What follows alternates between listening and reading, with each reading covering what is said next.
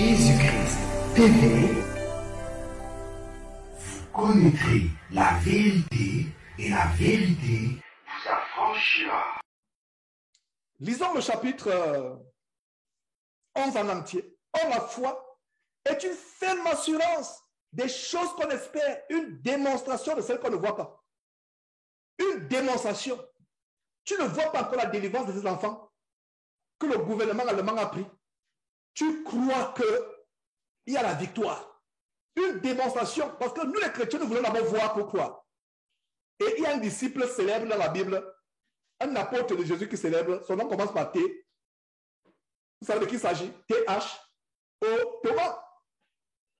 Après la résurrection, pourtant le Seigneur leur avait tellement enseigné que il faut que je meure, je serai ressuscité. J'irai vous préparer une place au ciel. Il a enseigné. Après la résurrection, il dit, Seigneur, montre-moi tes mains. Je vois les clous et autres. Je vois, il faut que je touche. C'est le contraire de ce que dit le verset 1. Le verset dit quoi? Une démonstration de ce qu'on ne voit pas. Le verset 1, Hébreu, le chapitre de la foi dans la Bible. Hébreu chapitre 11, verset 1. Or, la foi est quoi? Une ferme assurance des choses qu'on espère. J'attends la délivrance de Dieu. Le monde peut me dire que c'est fini. Ce juge unique allemand peut dire qu'il n'y a plus rien pour toi. Il n'y a plus rien pour vous.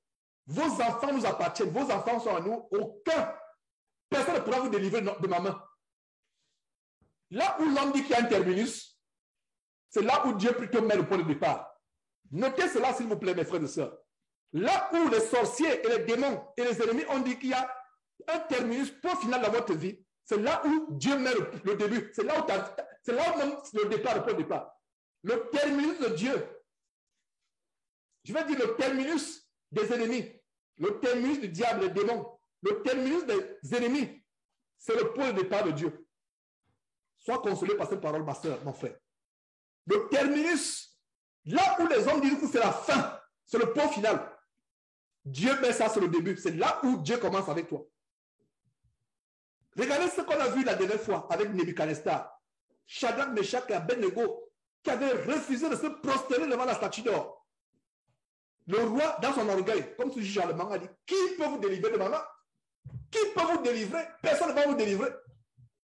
Shadrach, Meshach et Abednego, dans Daniel chapitre 3, on dit, notre Dieu est puissant. Nous n'avons même pas te répondre là-dessus. Mais si il faut qu'on te réponde, notre Dieu va nous délivrer. Et il va nous... Donc, regardez, la fouleuse ardente pour Shadrach et Meshach et Abednego était le terminal. Je vais dire le terminus, la fin de la vie de Shadrach, Meshach et Abednego, alors que pour Dieu, c'était le départ de leur vie d'abondance, de prospérité et de paix en Babylone. Ainsi parle le Seigneur, sœur, retrouve ta foi. Si tu l'as perdu. Et si tu as perdu la foi, l'âme de Dieu ne prenait plus plaisir à toi. Retrouvons notre premier amour. C'était le sujet d'un enseignement de dimanche. C'est pour ça que je vous encourage à vous connecter à ces enseignements de dimanche. C'est là où on vient pour recevoir la délivrance, la consolation, la parole de Dieu délivre. Et ma prière, c'est que beaucoup de personnes sorties de cet enseignement aujourd'hui soient délivrées, ne soient plus les mêmes. Retrouve la foi, retrouve la joie de vivre. Et la foi entraîne quoi? La foi entraîne la dépression, la crise cardiaque, les maladies mentales. Les cabinets de cardiologues sont remplis de gens qui ont le manque de foi. Les cabinets de cardiologie. Encore faut-il que vous ayez les moyens pour aller voir un cardiologue. Ce n'est pas n'importe qui va voir un cardiologue. Mais leurs cabinets sont remplis de gens, qu'ils soient riches ou pas, surtout les riches.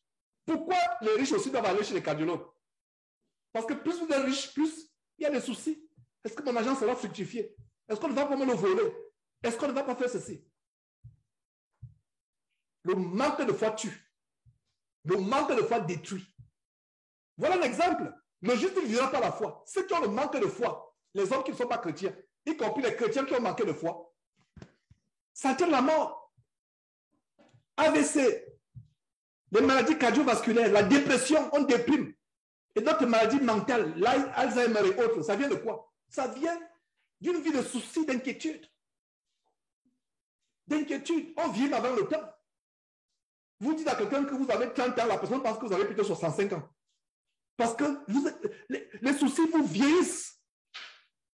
La paix du cœur, c'est la vie. La foi c'est l'oxygène. Là où les gens s'inquiètent, vous ne vous inquiétez pas. Les militaires entrent et ça va arriver de plus en plus. On va entrer dans les maisons, tirer les chrétiens des maisons et les fusiller. Ça va arriver. Ce qui s'est passé en Hébreux chapitre 11 va arriver. Ainsi parle le Seigneur, ça va arriver. Les temps sont mauvais.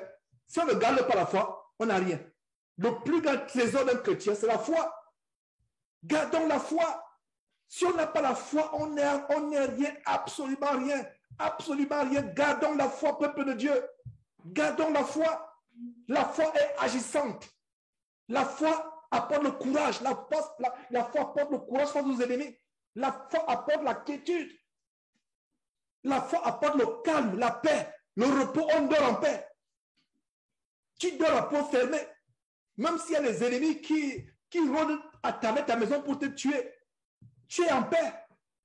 Et il faut que, je ne sais pas si Bertrand, tu es là, Bertrand, si tu es là, retrouve l'enseignement que j'avais fait, publie l'enseignement que j'avais fait sur la protection durant le sommeil. C'est urgent, c'est important, Bertrand, si tu es là.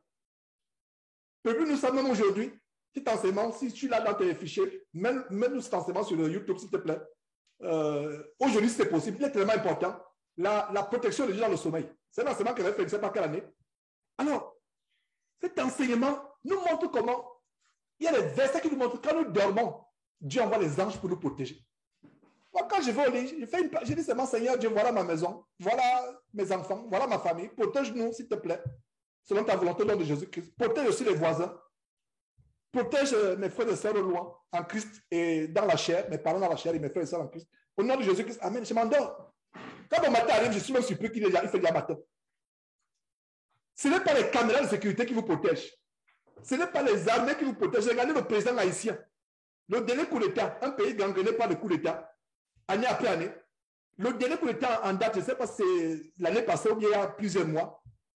Qu'est-ce qui s'est passé? Le président haïtien, il a été fusillé, lui et sa femme. Sa femme n'est pas morte, lui il est mort. Avec qui? La garde républicaine. Vous pensez que c'est le gardien qui a sa machette devant votre portail, comme ça se passe en Afrique? Ça passe, quand je suis parti en visite à ma soeur, je voyais devant ce portail un gardien avec une machette. Dans mon cœur, je me disais, mais cette machette, c'est pas ça qui protège. Moi, je ne voulais pas le lui dire pour ne pas blesser ma grande soeur. Et en passant, chrétien devrait être sage. Ce n'est pas tout ce qui est important. Qu'il faut être, tout ce que vous avez dans votre cœur que vous devez dire. Mais là, mon cœur, j'ai vu le gardien avec sa petite machette. Et bon, j'avoue que j'ai dit ça indirectement à ma grande sœur lors d'un enseignement biblique, mais pas directement, parce que je vois le gardien, même physiquement, il n'est pas corpulent, avec la machette. Il dit, mais quelqu'un, cette machette-là, non, les mains nues, il va t'attraper avec ta machette, il t'attache avec ta machette. Même ça, avec les mains nues, il vient avec ta machette, il t'attache, il te laisse avec ta machette, il va cambrioler la maison. Donc quand je regardais avec la machette se balader la nuit là, dans mon cœur, je me disais vraiment, est-ce que ces gens comprennent que ce n'est pas la machette avec ce gardien qui protège? C'est Dieu qui protège. Et même les bazookas, et même les canons qui entourent ta maison. Si quelqu'un vient avec un drone et lance une bombe depuis le ciel, les canons qui sont autour de la maison vont te protéger. Peuple de Dieu, comprenons que c'est Dieu qui nous protège. Seul en Christ, toi qui as peur de dormir dans l'obscurité, tu t'éteins les lumières comme ça, tu as peur. Tu dis, mais qu'est-ce que j'ai en train de voir? J'ai l'impression que c'est une ombre. Tu commences à avoir peur. N'aie pas peur. Mets ta foi en Dieu. Dieu prend plaisir à ceux qui ont la foi. Quand vous manifestez votre foi, Dieu est content. Tu voudrais que Dieu soit content de toi? Sœur, frère, retrouve la foi. Je t'assure qu'à partir d'aujourd'hui, ta vie ne sera. Tu vas venir témoigner. Ta vie ne sera plus la même si tu retrouves ta foi. Mais malheureusement, les prophéties de la fin des temps qui ont été données à l'apôtre Paul, c'est que dans les fins des temps, beaucoup abandonnent la foi. La plus grande prophétie de la fin des temps, c'est que les chrétiens vont abandonner la foi. Et ça s'adresse aux chrétiens. Parce que vous ne pouvez pas abandonner ce que vous n'avez jamais possédé. Quand on dit qu'il y a une voiture qui a été abandonnée quelque part, ça veut dire que cette voiture, quelqu'un a eu. Un propriétaire là-bas, vous ne pouvez pas abandonner ce que vous n'avez pas eu. Les gens du monde, les non-chrétiens n'ont jamais eu la foi. Est-ce que vous comprenez? Les gens du monde n'ont jamais eu la foi.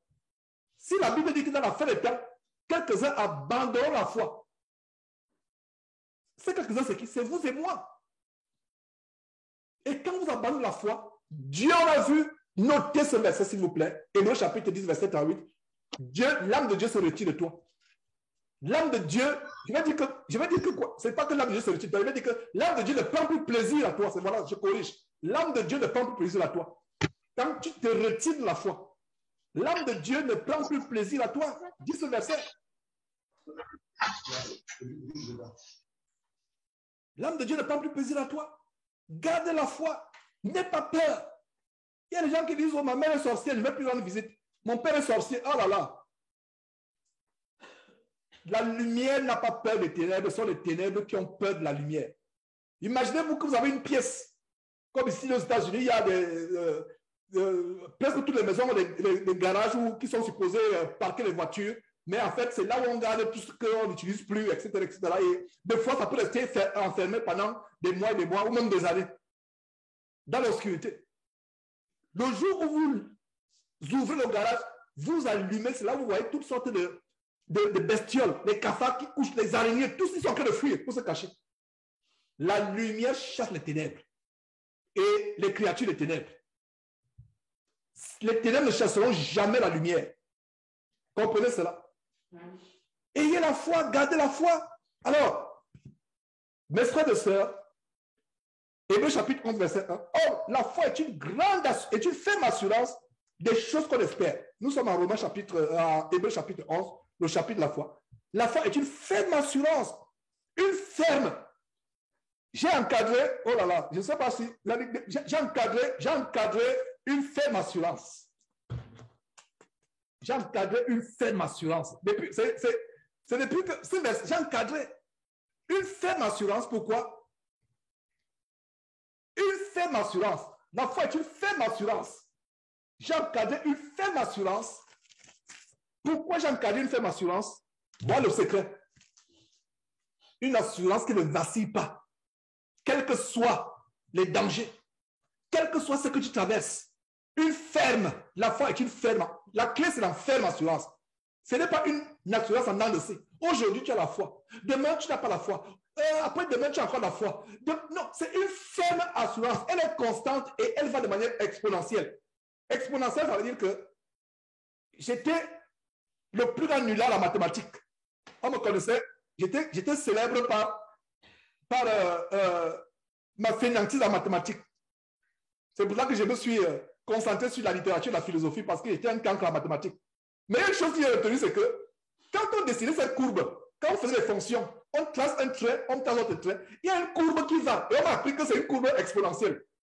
Et étant devenu chrétien, et quand j'ai commencé à enseigner la parole de Dieu, et on me disait que cette courbe va jusqu'à l'infini. On dit, ah tiens, donc cette courbe que le professeur de mathématiques me donnait en première, en terminale. Donc cette courbe, je l'ai découverte dans la parole de Dieu. La foi va de manière exponentielle. Elle va jusqu'au ciel. Elle va. Donc en mathématiques, c'est cette courbe. Aujourd'hui, je vous révèle que cette courbe, c'est Dieu qui parle de cette. C'est Dieu établit la fondation de cette courbe dans la fonction. Les fonctions, les limites. Il y a une limite qu'on trace, mais au-delà de cette limite, il y a cette courbe qui s'avance. Donc aujourd'hui, si mes anciens camarades suivaient cette vidéo, ils vont dire que c'est pas vrai, j'ai devenu mathématicien. C'est pour ça que vous dites que la parole de Dieu contient la plus grande intelligence. Donc il y a cette courbe exponentielle qui va exponentielle, ça veut dire qu'elle monte jusqu'à l'infini, elle monte. Et il n'y a pas de fin. Voilà notre foi. La foi est une ferme assurance des choses qu'on espère. C'est-à-dire des choses pour lesquelles on prie.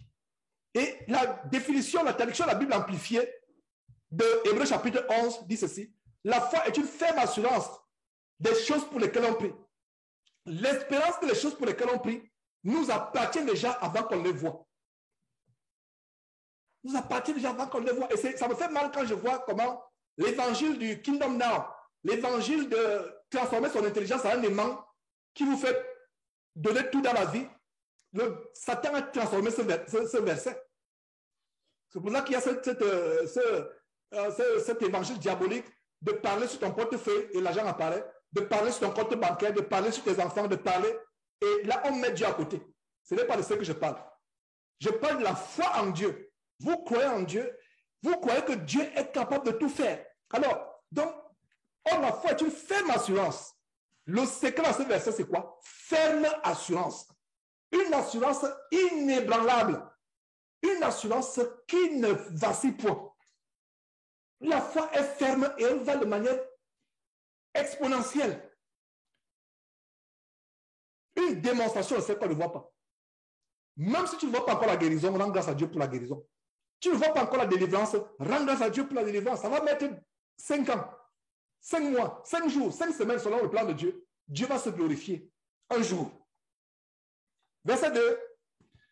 Pour l'avoir possédé, les anciens ont obtenu un témoignage favorable. Les anciens ont obtenu. Donc, le témoignage de la foi qu'on possède, la foi qu'on possède, c'est que dans l'église, on rend un témoignage favorable. Comme je viens de rendre un témoignage favorable à ce merveilleux couple Emmanuel et Nadia. Voilà le verset 2 en manifestation aujourd'hui dans cet enseignement. Que vraiment, je n'ai pas vu un couple depuis que j'ai commencé ce ministère, je n'ai pas vu des croyants ayant une plus grande foi que celle d'Emmanuel et Nadia. Et ma prière, c'est que vous gardez cette foi, chers frères et chères sœurs. Vous gardez cette foi. Et pour ceux qui ne savent pas, Nadia est une blanche allemande.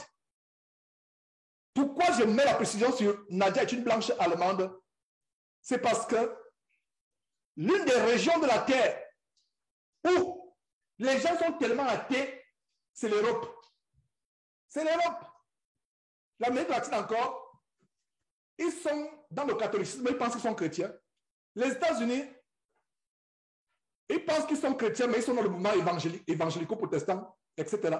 Mais en Europe, il n'y a rien. C'est pour ça que je pense à cette précision. Ce n'est pas en vain que je précise que son épouse, c'est une blanche allemande. Ce n'est pas une allemande, elle n'est pas allemande comme Emmanuel qui est allemand d'adoption de nationalité, c'est de naturalisation. Elle est originellement d'Allemagne, parents.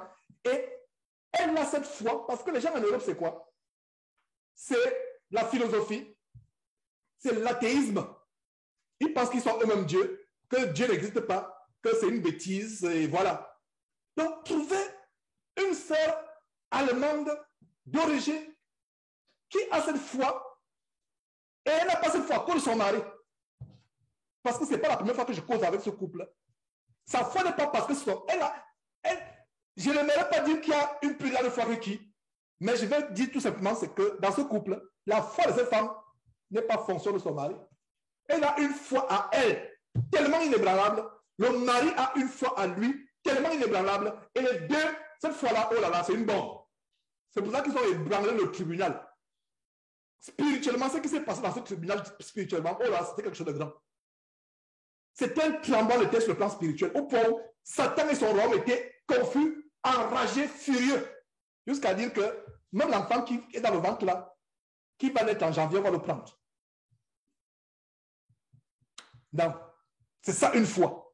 Et pour l'avoir possédé, les anciens ont reçu un témoignage favorable. Seul en Christ, frère en Christ. Si tu n'as pas la foi, tu n'auras pas un témoignage favorable. Tu peux chanter comme le plus grand chanteur du monde, plus que Michael Jackson. Tu peux, je ne sais pas, enseigner comme le plus grand enseignant, enseigner même plus que Billy Graham. Mais quand tu n'as pas la foi, tu n'as pas un témoignage favorable. Tu ne peux pas. Est-ce que vous voyez le verset 2? Pour l'avoir possédé, donc la foi, on peut la posséder. Et j'ai dit que c'est le plus grand trésor. Donc regardez vos souliers aussi possédés. Donc pour l'avoir possédé, frère en Christ, à partir d'aujourd'hui, possède ta foi comme un trésor. Ne perds pas la foi. Garde la foi. Pour l'avoir possédé, les anciens ont obtenu un témoignage favorable. C'est pour cela qu'en pleine assemblée, je peux nommer le nom d'un couple pour dire que voilà, je témoigne que moi-même j'ai vu, j'ai écouté, j'ai perçu. Waouh! Voilà la foi. Ferme. Tuez les enfants, prenez-les. Coupez mon pied. Coupez tant que mon âme est toujours là. Coupez ma main, percez mes yeux. Tant que mon âme est là, je vais... Et vous comprenez quoi? Le diable sait que il peut couper pour vous tuer. Si vous avez gardé votre foi, vous serez ressuscité. Il le sait. Le diable croit à la résurrection et à l'enlèvement de l'Église plus que vous et moi. Je reprends. Le diable croit à l'enlèvement de l'Église, à l'entrée au royaume de Dieu, plus que vous et moi. Il a été au ciel. Il sait ce que c'est le ciel. C'est pour ça qu'il fera tout pour empêcher que nous entrions au ciel. Alors, il va vouloir toucher à ton corps, pardon, comme il a fait avec Job. Monter ta femme contre toi, comme il a fait avec Job. Tuer tous tes enfants, comme il a fait avec Job. Ravir toute ta richesse, comme il a fait avec Job. Mais vous savez ce qu'il n'a pas pu par à Job? Job a gardé la foi. Et aujourd'hui, Job a tout un livre à lui seul, parmi les 66 livres de la Bible. Conclusion, le verset 2 s'est accompli par rapport à la vie de Job. Pour l'avoir possédé, les anciens comme Job ont reçu un témoignage favorable. Mon frère, ma soeur qui est assis aujourd'hui en train d'écouter cet enseignement par Zoom, depuis Montgomery au Texas, au nord de Houston, en ce grand jour du 27 novembre de l'an de grâce 2022, ma prière c'est que, sœur en Christ, frère en Christ, tu es un témoignage tellement grand, le témoignage de la foi. On dit que, oh, cette femme-là, je n'ai jamais vu un homme ou une femme ayant une plus grande foi que cette femme. Cette sœur-là, ce frère-là, je n'ai jamais vu un homme ou une femme ayant une plus grande foi que ce frère. J'espère que vous avez bien compris le verset 2. C'est par la foi que nous reconnaissons que le monde a été formé par la parole de Dieu en sorte que ce qu'on voit n'a pas été créé des choses visibles.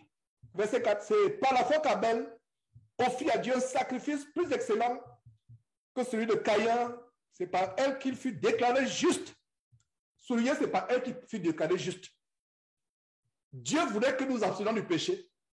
Ne pas mentir, ne pas faire la fraude, être droit, être honnête. Mais ce qui est plus important, c'est par la foi qu'on est déclaré juste. Et nous sommes justifiés par la foi. Regardez un voyou comme moi, un bandit comme moi, un homme aimant la vie, un fornicateur comme moi. Dieu a eu pitié de moi par à cause de quoi? À cause de la foi. C'est par la foi que tu dis, Seigneur Dieu, à partir d'aujourd'hui, je mets ma foi en ton Fils Jésus-Christ. Je me repens de tous mes péchés. Je crois qu'il est mort pour moi sur la croix. Je crois qu'il est ressuscité. Je crois qu'il reviendra chercher les justes pour les amener au royaume de Dieu. Je crois en cela. Je confesse cela de ma bouche et je crois en cela. Tu es justifié. C'est par la foi en Dieu que tu es déclaré juste. Parce que nous sommes pécheurs. On a fait de mauvaises choses. C'est par la foi en Dieu. Verset 4, c'est par la foi qu'Abel offrit à Dieu un sacrifice plus excellent que celui de Caïn. C'est par elle, par la foi, qu'il fut déclaré comment? Juste. Quand tu possèdes la foi, quand Dieu te voit, il te voit avec plaisir. Il te voit avec plaisir. Quand il pose le regard sur toi, c'est pour ça que Dieu peut te protéger pendant la nuit. Dieu peut te protéger dans la tourmente, dans la fournaise ardente. Regardez Shadrach, Meshach, Abednego. 3 enfants jetés dans la fournaise ardente. Mais Dieu envoie un ange, ou pour même le Nebuchadnezzar. Et effrayé, il se lève et dit, hey, on a jeté 3 hommes dans la fournaise ardente. Mais on voit, ils marchent, ils n'ont rien.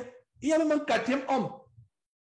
Et Nebuchadnezzar dit, son visage ressemble à celui d'un fils de Dieu. Et plus tard, il a eu la révélation qu'en fait, ce n'était pas un des fils des dieux. Il a eu la révélation à la fin du chapitre 3, dans le chapitre 3, qu'en fait, c'est Dieu qui a envoyé un ange qui a délivré Shadrach, Meshach et Abednego de la fournaise ardente parce qu'ils ont eu confiance en leur Dieu, même en face de la fournaise ardente. Et en passant, pour vous qui avez suivi cet enseignement que j'ai fait un dimanche, le feu avait happé les soldats, les plus vigoureux soldats qui avaient pour mission de jeter Shadrach et Abednego dans la fournaise ardente. Le feu les avait happés et tués instantanément. Gardons la foi. Gardons la foi. La foi est importante. Si tu n'as pas la foi, tu es mort. Si tu n'as pas la foi, tu es mort. Il n'y a plus rien. Gardons la foi. C'est par la foi qu'Abel offrit à Dieu un sacrifice plus excellent que celui de Caïn. C'est par elle qu'il fut déclaré juste. Dieu approuvant ses offrandes. Aujourd'hui, les faux pasteurs, vampireux, sorciers, mettent l'accent sur les enveloppes d'argent. Deux fois l'argent, comme je disais la dernière fois, Léon Mian, Ivoirien, qui dit, va te prostituer, amen. L'autel va purifier, on va mettre l'huile dessus. Va voler. Va même faire n'importe quoi, on va mettre l'huile d'onction qui va purifier. On met l'accent sur les offrandes. On dit, sœur, tu peux aller pécher n'importe comment. Après une enveloppe d'argent, on va prier, Dieu va pardonner tes péchés. Voilà comment ces pasteurs vampireux, faux pasteurs vampireux, chargés de péché, adultéreux, fornicateurs, voilà comment ils sont exposés, comme ce faux pasteur qui a été exposé en l'espace de quelques jours. J'ai posté une photo sur Facebook et sur WhatsApp, comment en l'espace de quelques jours, on le voit prêcher, mais on le surplante chez un marabout. Il est en culotte devant un marabout. Le marabout a mis les bougies, les coris, les calebasses de sang, je ne sais pas, de sang humain et autres. Et c'est le marabout lui-même qui a filmé à son insu.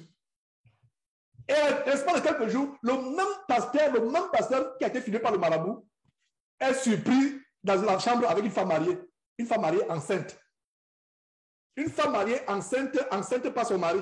Enfin, j'espère que c'est son mari, effectivement, qui l'a enceinté. Mais voilà, avec une femme mariée enceinte, je n'ai pas pu publier cette deuxième partie. Mais je vous donne la suite de ce pasteur. Si vous allez sur votre WhatsApp ou sur le Facebook, ce pasteur il y a deux photos. Une photo où il est en train de prêcher devant un lutteur qui a une croix rouge. Déjà, cette croix rouge devait alerter les gens que c'est un sorcier. Et plus tard, il est filmé dans une chambre en culotte avec des calebasses de sang, des bougies allumées et autres. Et c'est le même pasteur qui, là je n'ai pas pu publier cette deuxième partie, qui est surpris dans la chambre en train de forniquer avec une femme mariée enceinte. Une de ses fidèles. Vous voyez donc la hargne que j'ai quand je dis non, c'est faux pasteur. Ouais, la hargne. Il ferme la porte du ciel aux gens. Il ferme la porte. Il vous dit amenez les offrandes. Dieu va purifier vos offrandes. Même si vous avez volé, même si vous avez escroqué, même si vous avez détourné les fonds publics, vous avez fait la corruption étant fonctionnaire, ramener l'argent, on va laver l'argent avec l'hôtel va nettoyer. De quel hôtel parle-t-il? L'hôtel de calebasses de sang humain. La plus grande offrande qu'on donne à Dieu, c'est l'offrande de notre foi. Dieu approuvant ses offrandes. Tu veux faire les offrandes à Dieu? La première offrande, c'est la foi dans ton cœur. La confiance inébranlable en Dieu. Dieu approuvant ses offrandes, et c'est pas elle qui parle, c'est pas elle qui parle encore, quoique mort. Et c'est pas elle qui parle encore. Regardez. Abel, bien que mort, aujourd'hui, Abel est mort il y a combien de milliers d'années. Mais aujourd'hui, je continue à vous parler d'Abel. Voilà de quoi ce verset parle. À cause de quoi? À cause de sa foi. Frère, sœur, la foi que tu as en Dieu fera que dans l'église de Dieu, on te reconnaîtra comme étant quelqu'un de tellement élevé. Pas l'élévation, la fausse gloire que les faux pasteurs Masoro, Kalambiri, Kastanou et Kalambiri vous enseignent, la fausse gloire, c'est l'élévation du monde, l'élévation franc-maçonnique. Mais la vraie élévation, dans l'humilité, c'est la foi en Dieu. Verset 5. C'est par la foi qu'Enoch fut enlevé pour qu'il ne vit pas la mort, il ne vit pas la mort et qu'il ne parut plus parce que Dieu l'avait enlevé. Car avant son enlèvement, il avait reçu le témoignage qu'il était agréable à Dieu. Voilà. Il avait reçu le témoignage qu'il était comment? Agréable à Dieu. À cause de quoi? À cause de la foi. Donc, si tu as douté, c'est pour ça que cet enseignement, c'est l'enseignement de repentance. Si tu as douté, si tu as manqué de foi, si tu as pleurniché, on peut pleurnicher parce qu'il y a une douleur qui nous c'est pas un péché de pleurer parce que la chair peut faire mal. Mais même dans les pleurs, tu dis Seigneur, il va penser ces blessures qui sont dans ton cœur ou sur ton corps. Tu crois en Dieu. Il y a des prières qui se prennent avec les larmes parce que le corps fait mal. Les larmes coulent physiquement. Mais dans le cœur, c'est larmes de joie parce que tu sais que Dieu est avec toi. Aimons Dieu, mes frères et sœurs, retrouvons notre premier amour. Quand je parle la dernière fois qu'on a perdu notre premier amour, je parle aussi de quoi? Je parle de la foi. Parce que justement, le premier amour se perd par quoi? Le premier amour se perd par la foi.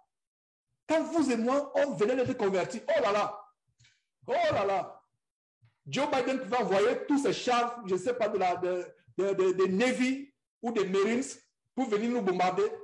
On les attend avec les cantiques, en chantant les cantiques. Voilà la foi. Mes frères. Mais on avait cette foi qu'on venait d'être convertis. Mais plus les années passent, on perd cette foi.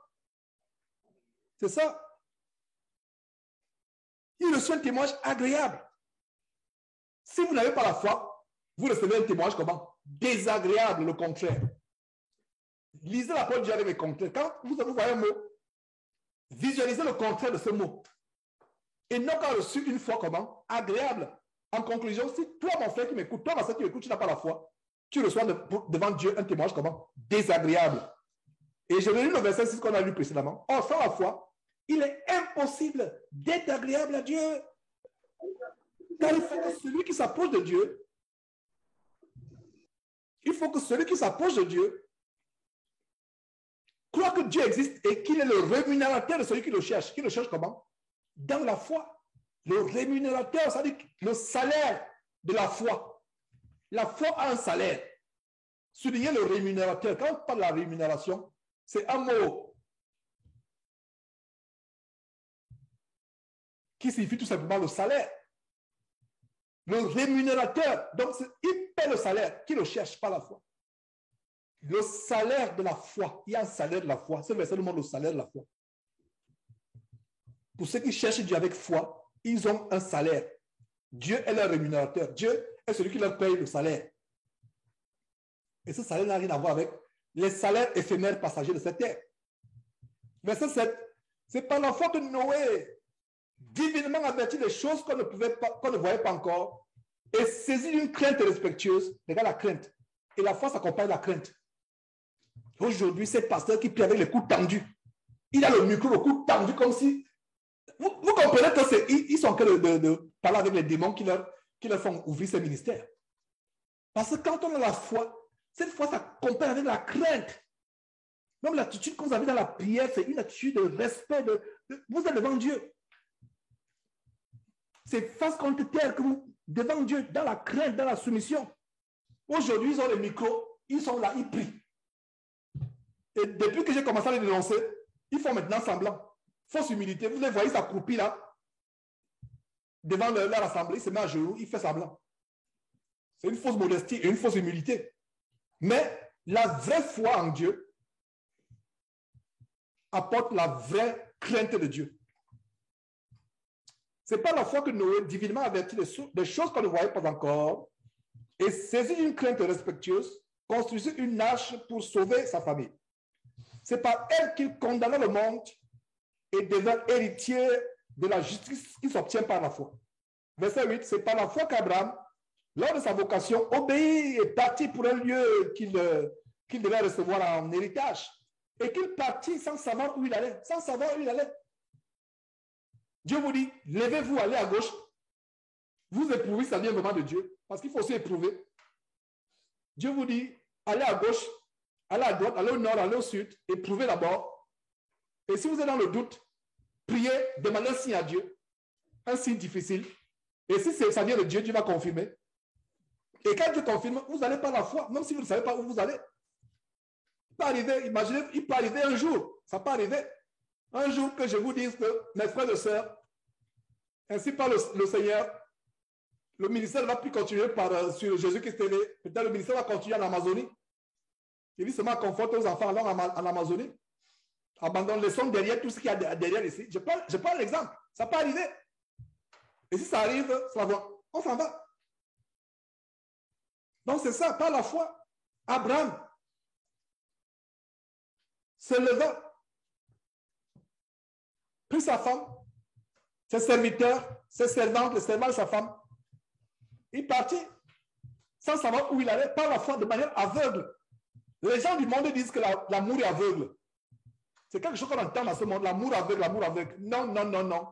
L'amour n'est pas aveugle. Je connais quelque chose qui est aveugle, c'est la foi qui est aveugle. Sur la base de Hébreux chapitre 10, chapitre 11, verset 8. La foi est aveugle. Vous ne voyez pas encore quelque chose. Vous croyez que Dieu vous l'a déjà donné. Ceux qui ont la foi sont des aveugles. Mais ceux qui ont les yeux bien ouverts, ils veulent d'abord bien voir ce que Dieu leur a donné. Non, vous n'avez pas la foi. Vous suivez l'exemple de Thomas. Abraham va, il se lève avec sa femme, ses serviteurs, ses servantes. Ils vont vers un lieu, ils ne savent même pas pourquoi, là où il va, il se lève. Il obéit à Dieu. Voilà la foi, comment la foi agit. C'est par la foi qu'il va s'établir dans la terre promise, comme dans une terre étrangère, habitant sous des tentes. Ainsi qu'Isaac et Jacob, les co-héritiers de la promesse. Verset 10, car il attendait la cité qui a le fondement solide, dont celle dont Dieu est l'architecte et le constructeur. C'est la même cité que nous attendons. Quand le Seigneur Jésus reviendra chercher l'église, nous chercher, il va nous amener dans cette cité céleste. Rien à voir avec la cité d'aujourd'hui. Vous voyez, je suis parti, je parle encore de la dénonciation chez l'église abominable des Mormons. Je vous assure que la caméra ne montre pas la réalité. Quand je suis revenu, j'ai dit à Confort que là-bas, ton morceau de pain peut tomber au sol, tu le manges sans problème. Je ne sais pas s'il lave ce sol, rien que le sol dehors, les murs du bâtiment. Ça peut impressionner les gens, mais nous, chrétiens, nous savons que ces choses seront détruites un jour. Donc, pourquoi je reviens? Parce que c'était tellement propre. Ce temple de Mormon, là où j'ai fait la dénonciation, tellement propre, tellement immaculé. Je vous assure que la caméra ne montre pas la réalité. En réalité, c'est tellement propre. Ça veut dire que vous marchez même, vous avez même peur, vous pensez même que non. C'est tellement propre, le sol est propre. Depuis la barrière jusqu'à le temple abominable, tellement propre. Mais laissez-moi vous dire une chose. Le ciel. Ah, mes frères et sœurs, le ciel, la beauté du ciel. Si Dieu vous montrait un seul instant le ciel, cet abominable bâtiment des Mormons, dans lequel ils ont introduit l'homosexualité, que je suis parti dénoncer, ce bâtiment serait même la porcherie, serait même plus propre que ce bâtiment. En ratio, en proportionnalité, en comparaison avec le ciel. Ce temple de Mormons, il y a aussi notre église qui a été une cathédrale qui avait été achetée par un faux pasteur, Crystal Cathedral. Une cathédrale en cristal. Je ne sais pas dans quel état aux États-Unis. En cristal. Mais ce cristal comparé au ciel, si Dieu vous montrait une seule seconde le ciel, ce faux pasteur, il y a un vieillard là qui est passé dernièrement sur enseignement.com, il ne sait pas comment il appelle, comment on s'appelle. Il est parti dire qu'il a vu le ciel. J'ai sécuré ma tête. Il était là à enseignement.com ou à MCI, il a dit qu'il a vu le ciel. Ce bandit vieillard, faux pasteur vampire, dit qu'il a vu le ciel. Et vous savez de quel ciel vous parlez? C'est le ciel peut-être, vous voulez plutôt dire, vous avez visité le fond de la mer, c'est ce que vous voulez dire. C'est plutôt le fond de la mer que tu voulais dire. J'ai visité le ciel, j'étais au ciel. J'espère que tu devais plutôt dire, j'étais sous le fond, j'ai visité le fond de la mer pour aller rencontrer la reine de la côte, et non le ciel. Donc Dieu nous montre le ciel, mes frères et sœurs, tu seras fou. Tu vas appeler tout. Tu vas devenir fou. Mon frère, ma soeur, si Dieu te montre le ciel. Dieu m'a montré le ciel, tu écris un livre, tu vends. C'est plutôt le fond de la mer que tu t'as montré, que Dieu, en te guidant avec petit t'a montré. Ce n'est pas le ciel. Le ciel est tellement beau. La cité dont parle Hébreux chapitre 11. Ils attendaient Jacob, Abraham, Isaac attendait cette cité. Nous aussi, nous attendons cette cité. Elle est tellement belle. Les plus beaux bâtiments de ce monde, comparés à cette cité, sont même, la porcherie est même mieux que cette cité. Si Dieu, vous allez voir. Donc, ce que je trouvais merveilleux là, c'est plus qu'une porcherie. C'est plus qu'une fausse sceptique. Comparez les cathédrales en cristal, comme cette chapelle cathédrale de Mormon où j'ai des dauphins de fois. Comparez. Ça n'a rien à voir avec le ciel. Le ciel, Jésus dit qu'il ne restera pierre sur pierre qui ne soit détruit. L'église de Dieu, ce n'est pas un bâtiment. L'église de Dieu, c'est vous et moi avec qui nous partageons une foi, nous qui partageons la même foi en Christ, la même foi que Christ avait. C'est ça l'église. Donc il y a une cité. J'espère que ces paroles que je viens de vous donner vont vous donner l'engouement. Dans le ciel, il y a des gens qui me disent, mais Georges, comment est le ciel? Est-ce que tu peux faire des enseignements sur vraiment le ciel? Non, je dis non. Sœur, frère, tu vas l'enseignement sur le ciel. Garde la foi, plaît à Dieu, garde la sanctification, tu auras l'enseignement en direct au ciel. Tu n'auras même plus besoin. Parce que, comment c'est là-bas? Est-ce qu'on fait ceci? Est-ce qu'on mange? Comment on va se faire? Va. Parce à quoi te sert-il de savoir tout ce qu'il y a au ciel et tu te joues à l'enfer? À quoi? Tu as été enseigné sur le ciel, la beauté du ciel, et tu te trouves en enfer éternellement. Ça va tout simplement augmenter ta douleur dans l'éternité, dans les flammes de feu et de soufre en enfer. D'éternité à l'éternité, tu disais que... Pourtant, j'avais eu un avant-goût du ciel sur Jésus-Christ TV. Pourtant, j'avais un avant-goût du ciel. Pourtant, on m'avait prêché.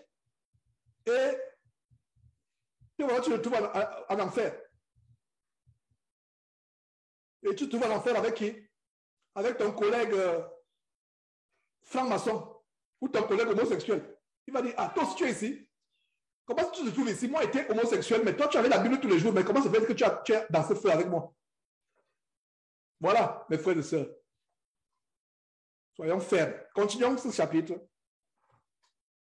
Verset 10. Car il attendait la cité qui a le solide fondement. C'est donc Dieu et l'architecte et le constructeur. Verset 11. Car c'est par la foi que Sarah elle-même, malgré son âge avancé, fut rendue capable d'avoir une postérité. Parce qu'elle fait quoi? Elle douta. C'est ce que vous lisez. Parce qu'elle s'inquiéta. Ah, regarde, est-ce que je peux encore accoucher? Regarde le ventre tout ridé. Est-ce que... Non. Parce qu'elle crut à la fidélité de celui qui avait fait les promesses. Voilà pourquoi Sarah a pu concevoir. Une femme qui va vers 100 ans, qui a presque 100 ans. Qu'en est-il des malaises de grossesse? Qu'en est-il de pousser cet enfant quand il est sur le point de venir au monde? Qu'en est-il maintenant d'allaiter cet enfant? Où devaient venir les seins? Imaginez-vous, je n'ai jamais vu le corps d'une femme de près de 100 ans, mais j'essaie d'imaginer les rides sur tout le corps. Où sont les seins pour allaiter l'enfant? Imaginez-vous le jeune Isaac, comme les Américains disent, bouncing baby boy. C'est-à-dire que vous savez, quand les Américains disent bouncing baby boy, c'est-à-dire qu'un enfant, imaginez-vous une balle de basket bien pompée d'air. Vous la tapez, elle saute à gauche, à droite. Voilà l'expression pour dire qu'un enfant tellement plein d'énergie, comme une balle de basket que vous tapez, elle saute à gauche, à droite. Bouncing. Donc, imaginez-vous, un enfant qui saute à gauche, à droite. Il faut courir. Imaginez-vous. La mère après dit, mais Isaac, reviens ici. Ne cours pas avec ne va pas avec cette gazelle. Fais attention. Vous pensez que c'est les fables que nous lisons? C'est la réalité. C'est la vérité. Elle crut. Elle ne s'est pas souciée. Bien de fois, nous raisonnons. Est-ce que, ah, vraiment, ah, je prends de l'âge. Est-ce que je peux encore accoucher? Est-ce que je peux encore faire ceci? Est-ce que, quand c'est la volonté de Dieu? En fait, comprenons que, frères et sœurs, c'est la volonté de Dieu qui s'accomplit dans notre vie. Personne ne peut la changer. Les démons ont dit que tu n'accoucheras pas. Les sorciers ont dit que tu n'accoucheras pas. Si c'est la volonté de Dieu, tu vas accoucher. Même ici aux États-Unis, dernièrement, il y a une femme de 72 ans qui a accouché. 72 ans. Il y a quelques jours, c'est pas quelques semaines, pardon, quelques semaines. Comment a-t-elle fait? Elle a accouché, 72 ans. Ça a choqué la science. La science a été confuse. Parce qu'ils disent qu'à partir de 45 ans, là, c'est difficile. À partir même de 40 ans, c'est difficile. Non. C'est pas impossible. Rien n'est impossible à Dieu. Voilà. Verset 10. Car il attendait la cité qui a de solides fondements. Voilà, j'avais déjà lu cela. Et on a aussi lu le verset 11. Verset 12. C'est pourquoi d'un seul homme déjà usé de corps, le verset parle d'Abraham, naquit une postérité nombreuse comme les étoiles du ciel, comme le sable qui est sur le bord de la mer et qu'on ne peut compter. Est-ce que vous comprenez que vous et moi aujourd'hui, nous sommes aussi des enfants d'Abraham par adoption?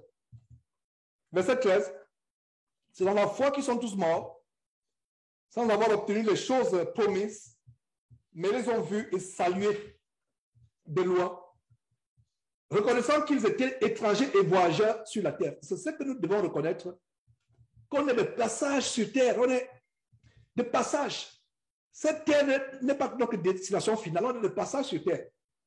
Verset 14, ceux qui parlaient ainsi montrent qu'ils cherchaient une patrie.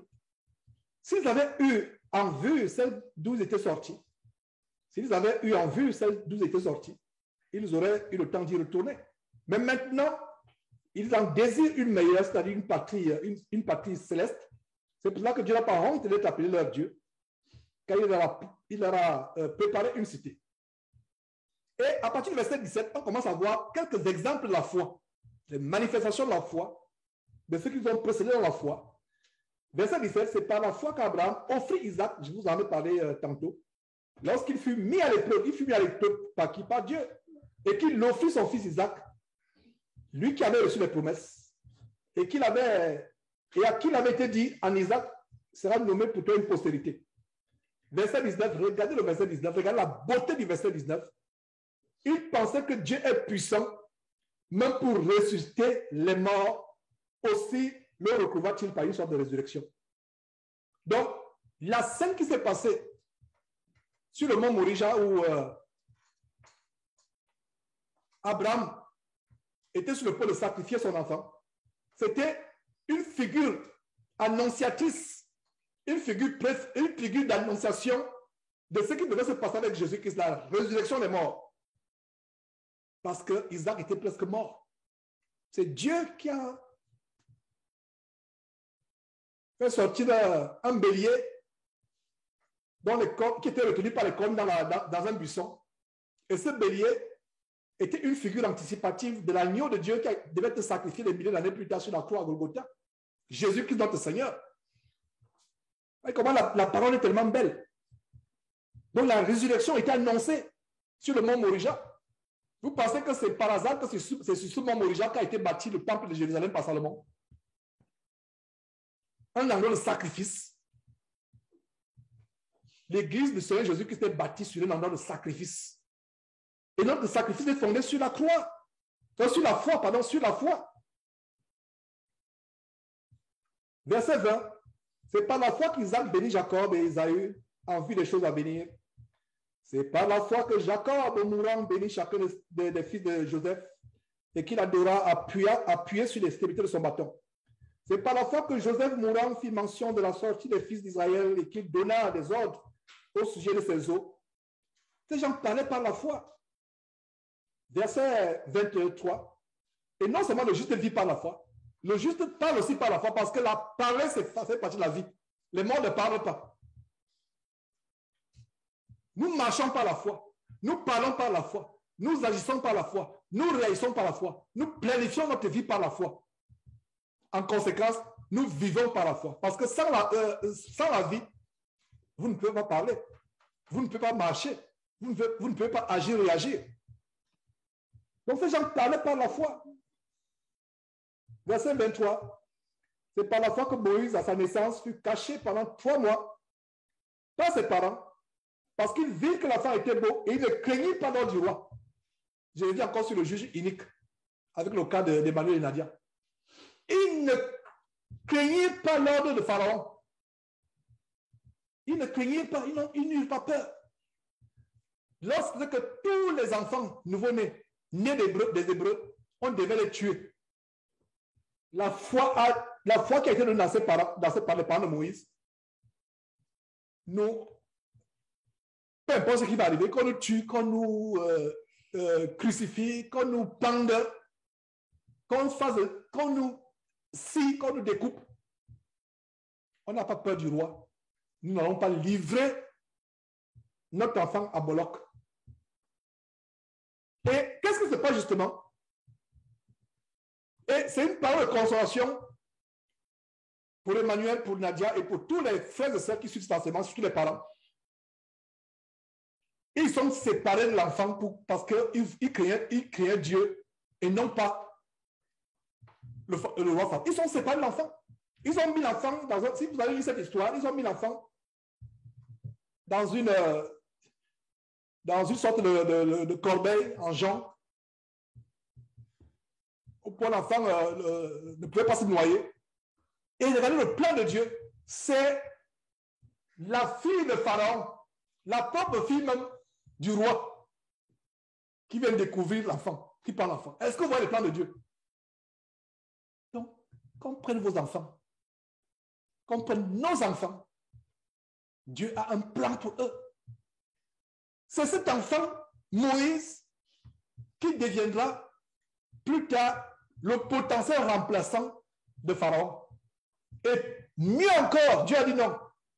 Être remplaçant de Pharaon, ça c'est les choses de la terre, c'est petit. Je vais faire de toi celui qui va diriger mon peuple vers la terre promise. Mais, qu'est-ce qui s'est passé? Imaginez-vous la douleur des parents de Moïse quand ils sont séparés de Moïse, bébé. 1 million de bébés. Et les enfants, oh là là, quand ils sont bébés, je vous assure que c'est pour ça que quand le diable attaque un de vos enfants, comme ça s'est passé dimanche, si vous n'avez pas la foi, vous commencez à avoir les vertus, c'est même vous qui allez vous évanouir. Il faut une foi. Un nouveau-né tellement inoffensif, tellement mignon. Quand tu le vois, tes yeux pétillent de joie. Et maintenant, tu vois combien il a fait de mourir. Il faut avoir la foi. Moïse était mignon. Moïse était j'imagine un beau bébé. Les parents de Moïse regardent l'enfant comme ça. Ils disent que non, l'enfant ne sera pas mort. Il va pas non, on préfère pas mourir. Ils sont séparés de l'enfant. Et quand ils sont séparés de l'enfant, est-ce qu'ils attendaient à voir encore l'enfant? Elle a une histoire. J'ai fait l'étude approfondie de Genèse. Et elle a suivi cette étude. Les parents de Moïse, plutôt d'Exode. Elle a suivi cette étude. Approfondie d'Exode, où on parle de cette histoire. Les parents de Moïse ne s'attendaient pas à ce que, pour eux, ils s'étaient déjà séparés des enfants. Ils ne pensaient même pas encore qu'ils pouvaient revoir l'enfant un jour. Qu'est-ce qui se passe? Dieu inspire la grande sœur de Moïse. J'imagine Marie, qui a eu la lèpre plus tard. J'imagine Marie qui a eu la lèpre plus tard. Dieu inspire à Marie de dire à la fille du pharaon, je connais une femme qui peut l'allaiter. Cette maman qui pensait que c'était séparée de son enfant, c'est elle maintenant qui allaite encore. Quel bonheur pour une femme d'allaiter son enfant. Quel bonheur pour une femme. Donc c'est elle qui a allaité l'enfant jusqu'à ce que l'enfant soit sévré. Et plus tard, elle savait où était l'enfant. Elle savait que l'enfant était devenu le potentiel successeur de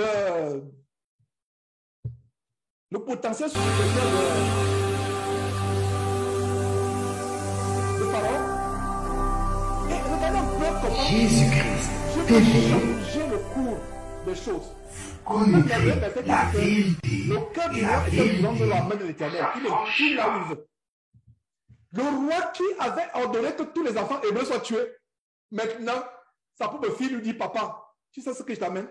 Tu sais ce que j'ai découvert au bord du fleuve? Un enfant hébreu. Le papa dit, hein? Mais ce sont ces enfants hébreux que je suis en train de tuer et tu m'amènes un hébreu? Tuons-le. C'est ça que le papa dit? Non. Le cœur du roi, pourtant, qui avait décidé de tuer tous les enfants hébreux, il permet que un enfant, un bébé hébreu, entre plus tard, un enfant hébreu entre plus tard dans le palais royal. Parlez-moi de Dieu. Voilà le Dieu que j'adore. Voilà le Dieu que je connais. Sois consolé, maman. Sois consolé, papa. En écoutant ces histoires. Et ce qui est arrivé à Emmanuel et Nadia, ne pensez pas que ça peut. C'est seulement eux. Oh là là, ne pensez pas. Les temps difficiles arrivent. Les temps difficiles arrivent. Ne pensez pas. Rappelez-vous de ce que soit créé aujourd'hui. Parents chrétiens, soyez prêts. Je change en disant soyons prêts. Ne pensez pas. Soyons prêts. Les choses difficiles vont arriver. Que vous soyez au Gabon, Cameroun, Sénégal, Canada et autres, soyons prêts. Nos enfants nous seront arrachés. Soyons prêts. Vous pensez que ces histoires qui ont été données par rapport à l'histoire, par exemple, de Moïse, tous les enfants qui devaient être tués, vous pensez que ça a été donné pour embellir nos Bibles, pour que nos Bibles soient épaisses? Non. C'est pour nous qui sommes parvenus à la fin du temps, pour que ces histoires nous encouragent à garder la foi. Pour que ces histoires nous préparent aux temps difficiles qui arrivent. Aux temps difficiles qui arrivent. Regardez donc comment le roi qui a pris la mission de tuer tous les enfants des Hébreux, c'est le même roi encore qui a créé un enfant des Hébreux. Et je suis persuadé que après avoir reçu un enfant des Hébreux dans le palais royal, ce décret n'avait plus de sens. Là, il devait se contenir lui-même. Comment se fait que nous tuons tous les enfants des Hébreux, tous les enfants hébreux, et ma fille a encore un enfant hébreu? Est-ce que vous voyez? Le livre d'Exode ne dit pas qu'après la mission s'est arrêtée. Non, mais j'interprète avec la sagesse que Dieu nous a donnée pour dire que non, ça devait être illogique qu'il prenne un enfant hébreu et continue à tuer les autres enfants. Je pense qu'avec cet enfant, le génocide des enfants hébreux s'est arrêté. Voilà ma propre... Je peux me tromper, mais ça, c'est ma conviction personnelle. Croyez à la parole de Dieu, ne croyez pas à ma conviction. Mais ma conviction, c'est que le génocide s'est arrêté. Regardez comment, à cause de la foi des parents de Moïse, qui n'ont pas créé le roi Pharaon, qui ont préféré exposer l'enfant, les crocodiles. J'ai suivi les documentaires sur les gros crocodiles blancs du Nil. Les crocodiles pouvaient dévorer l'enfant. Les gros serpents du Nil. Si vous avez le temps, allez vous amuser sur Internet, cherchez le Nil, faites des documentaires sur le Nil. Le Nil. Les créatures du Nil étaient des créatures monstrueuses, surtout au temps. Il n'y avait pas encore la technologie qui menace la faune. Il n'y avait pas. À l'époque, c'était encore vraiment, c'était la nature était dans toute sa barbarie, dans toute sa sauvagerie. Les reptiles, les gros serpents, les crocodiles, les monstres marins du Nil, les monstres du Nil. Et qu'est-ce qui se passe? Les parents n'ont pas dit, on a peur. L'enfant sera peut-être avalé par un anaconda du Nil.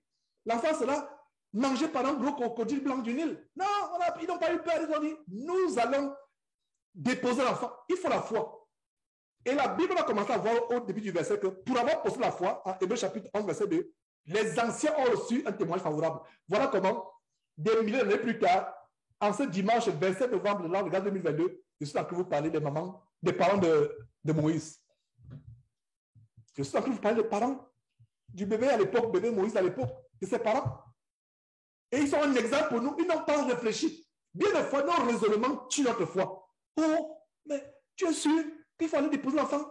Mais c'est mieux qu'un enfant, peut-être que nous-mêmes, je ne sais pas, est-ce qu'on le tue? Tu allais pas exploser l'enfant pour qu'il meure dans la forêt, pour qu'il soit mangé par un fauve, par un crocodile, par un anaconda, dans le Nil. Ils n'ont pas réfléchi. La foi est aveugle. J'ai dit tout à l'heure que le monde dit l'amour est aveugle. Non, l'amour n'est pas aveugle. C'est la foi qui est aveugle. Tu ne réfléchis pas. Tu crois en Dieu. Oh, mes frères, je serais désolé, je serais obligé de raccourcir l'enseignement parce que nous allons passer à la deuxième partie bientôt. C'est par la foi où ils sont tous morts. Il a obtenu des choses. Non, je suis reparti en arrière. Voilà, verset 23. C'est par la foi que Moïse, à sa naissance, fut caché. Pendant combien? 3 mois par ses parents. Avant que ses parents aillent le mettre, il a été caché pendant 3 mois. Ils n'ont pas eu peur. Ils ont caché l'enfant parce qu'ils virent que l'enfant était beau. Voilà, c'est ça que je vous disais. L'enfant était beau.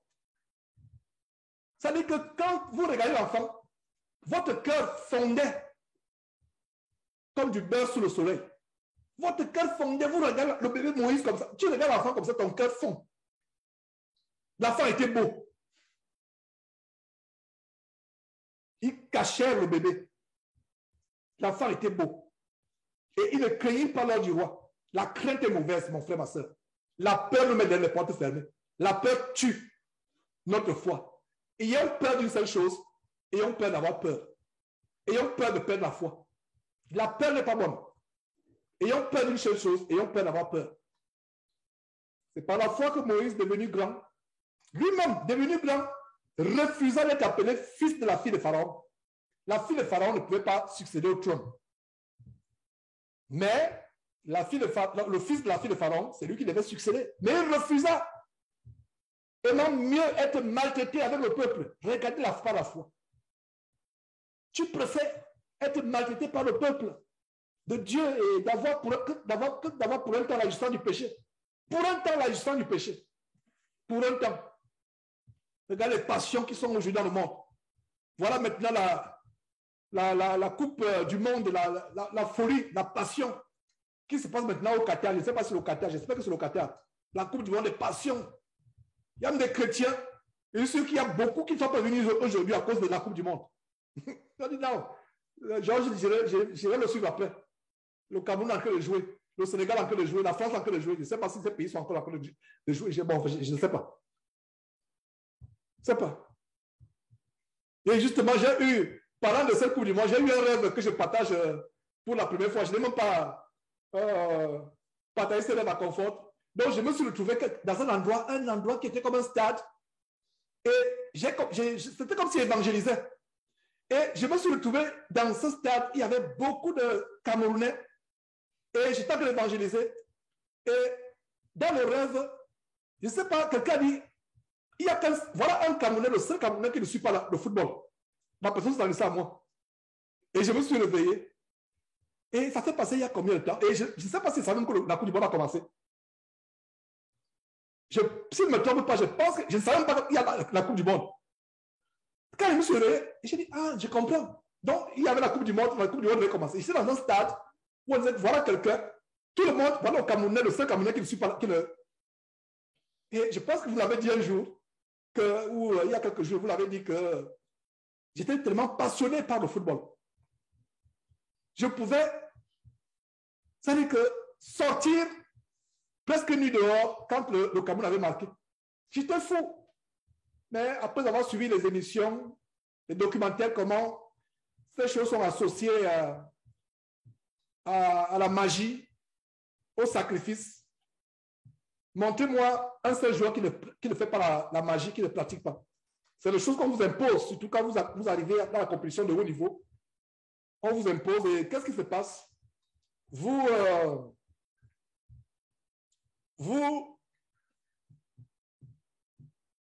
supportez les joueurs qui ont fait des pactes avec les démons. Vous les supportez. Qu'est-ce qui peut amener quelqu'un à se lever, prendre un marteau, à casser son téléviseur, à casser tout à sa maison? Il y a une vidéo, je pense que j'avais posté une vidéo comme cela. Quelqu'un il casse tout. Parce que le but, on a raté un but. C'est la folie. Il y a une vidéo, je pense que j'ai cette vidéo de mes archives. Une vidéo de quelqu'un a tiré, un joueur a tiré dans les buts, les goals, les buts. On a bien vu la balle partir et la balle est revenue. Donc les gens s'étaient levés pour dire qu'il a marqué. Après on voit la balle qui revient.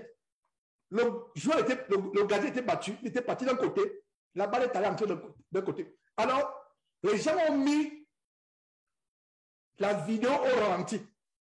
La balle est revenue, la balle n'a pas tapé sur le poteau pour revenir. La balle a tapé, donc il y a une créature courte, comme le lutin, ou pour ceux qui sont gabonais, le distingue, c'est-à-dire que ces petits démons qui sont toujours de courte taille. Donc, la balle a tapé ces démons. Quand tu vas au ralenti, quand c'est tellement passé vite qu'on n'a pas vu. Alors quelqu'un, c'est tellement qu'il s'est préoccupé, qu'il s'est dit, mais comment j'ai bien vu la balle, presque, la balle n'était pas sur le poteau, la balle était à l'angle, mais pas sur le poteau. Qu'est-ce qui a pu ramener la balle? Donc, c'est une créature qui a ramené la balle. Si je retrouve cette vidéo dans les archives, je vais la publier. Incroyable. Il a mis au ralenti. Un grand match. Donc, ces choses-là, il y a beaucoup de passion.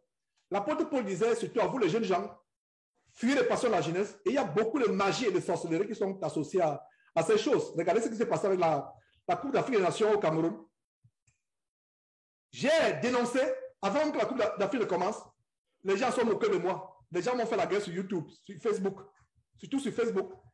Et ces gens qui m'ont fait la guerre, quelques jours après, 2 jours, 3 jours après, 2 jours, 4 jours après, moins d'une semaine après, il y a eu la bousculade, les gens sont morts. J'ai dit ok, ces gens qui m'ont lancé les pierres, ils étaient encore où pour lancer les pierres. Pourtant, j'ai averti. Il y a au moins 10 personnes qui sont mortes ce jour-là à cause de la bousculade.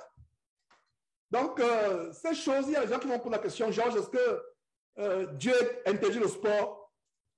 Ce n'est pas un péché de prendre la balle, d'aller taper la balle avec tes enfants, je ne sais pas, mais tout ce qui est comme passion, c'est-à-dire que ces événements mondiaux ou internationaux, il y a la passion derrière, ces joueurs, ces athlètes. Si tu tapes la balle toi-même dans la cour, avec tes enfants, ou je ne sais pas, dans un parc, ou sur une plage, vous tapez la balle, ou vous jouez au volley, est-ce que c'est péché? Ce n'est pas un péché. Mais tout ce qui est associé aux passions, l'idolâtrie, on adore on adore les gens. Et comme nous suivons de temps en temps les informations venant du Cameroun, et une information qui nous est parvenue depuis le Cameroun, c'est que il semble qu'un joueur, je ne sais pas ce qui s'est passé, soit il a raté un but, soit il a marqué contre son camp, et on est parti agresser sa famille. Vous ne voyez pas que c'est les démons? Qu'est-ce que la famille a à y voir avec un joueur qui est à la Coupe du Monde? C'est la famille qui... Qu'est-ce que la famille a à y voir? Et il fallait que la police, si mes informations sont bonnes, qui m'ont été apportées, il semblerait que la police, maintenant, a été obligée de protéger la concession pour qu'on ne tue pas la famille. Qu'est-ce qu'il y a derrière? C'est les passions. En fait, je mets une précision que l'océan ne voudrait pas que nous prenions part à ces passions, ces choses du monde. N'aimons pas le monde. Tout le monde maintenant parle football. Tout le monde, il y a comme une caricature que j'ai vue sur YouTube, sur Facebook, où le mari est obligé d'aller acheter un deuxième téléviseur. Parce que la femme ne peut plus suivre une novella. Donc le mari achète un deuxième téléviseur pour se concentrer avec la Coupe du Monde. Des déchirures dans les familles comme cela. Il n'y a plus la paix entre l'homme et la femme. Les enfants sont abandonnés à eux-mêmes pendant un mois. Le soir arrive, les enfants vont suivre le match. Si les voisins ne savent pas où ils sont. Voilà comment les parents perdent leurs responsabilités. Et je ne parle pas des parents non chrétiens. Je parle de nous. Surtout vous qui êtes de l'Afrique. Fuyons ces choses. Les passions et on baisse la garde. Est-ce que vous savez que c'est les choses comme ça que le diable frappe? Que le diable frappe. Nous avons baissé la garde parce qu'on est passionné. Nous, les passions, la politique, tout ça. En tant que vrai chrétien, nous devons enlever des passions dans notre cœur. C'est une parenthèse. C'est par la foi, verset 24, que Moïse, devenu grand, refusa d'être appelé fils de la fille de Pharaon, aimant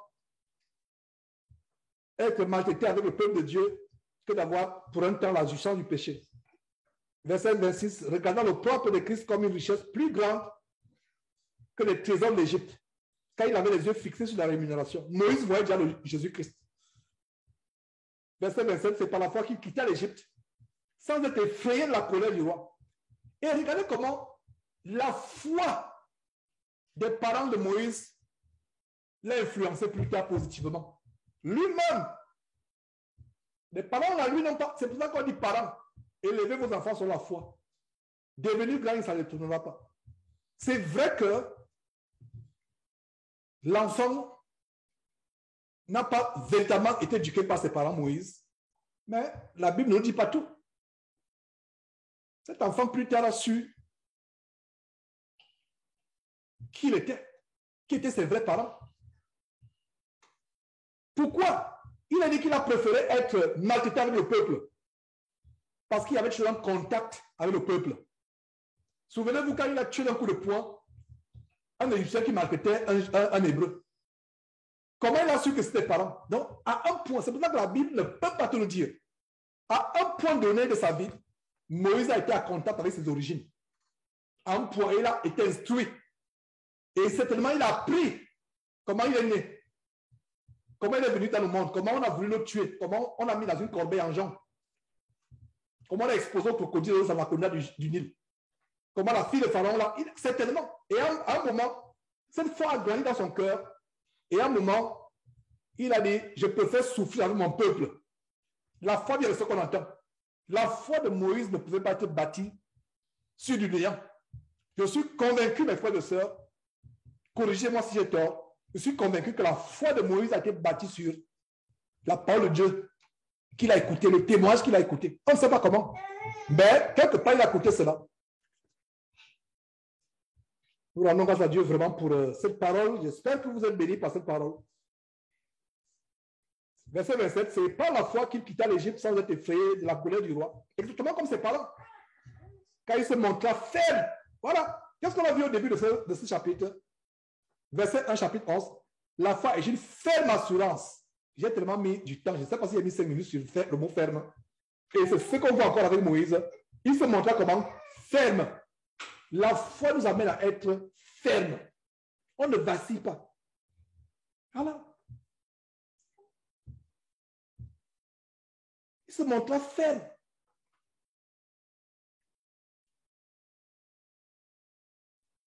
Comme voyant celui qui est invisible. Exactement, Moïse. On ne peut pas voir comme celui, on ne peut pas voir celui qui est invisible, mais comme voyant celui qui est invisible. La foi est une ferme espérance des choses, est une ferme assurance des choses qu'on espère, une démonstration de celles qu'on ne voit pas. On a vu cela au chapitre, au verset 1 du chapitre, exactement avec Moïse. Il voyait comme voyant ce qui est invisible, il voyait ce qui est invisible. Par la foi, nous voyons ce qui est invisible. Verset 28, c'est par la foi qu'il fit la Pâque et l'expression du sang. Donc, il annonçait déjà la mort de Jésus-Christ pour vous et moi. Incroyable. Par la foi, afin que l'exterminateur ne touchât pas au premier-né des Israélites. Verset 29, c'est par la foi qu'ils traversèrent la mer Rouge comme un lieu sec, tandis que les Égyptiens qui en firent la tentative furent engloutis. Verset 30, c'est par la foi que les murs de Jéricho tombèrent après qu'on eut fait le tour pendant 7 jours. 31, verset 31, c'est par la foi que Rahab, la prostituée, ne périt pas avec les rebelles parce qu'elle avait reçu les espions avec bienveillance.